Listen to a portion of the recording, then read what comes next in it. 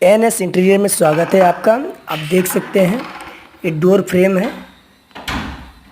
Door frame में door लग के फिनिश हो गया। ये टीवी यूनिट है। इसके बैक साइड में आप जो देख सकते हैं इसमें टीवी आएंगे। जो पीछे बैक साइड में आप देख सकते हो सारा लूवर्स है। इसके पीछे एलईडी स्ट्रिप लाइट है। आप देख सकते डिस्प्ले यूनिट बना हुआ है। इस पर हर एक स्टेप पे लाइट है। और ये प्रोफाइल शटर है।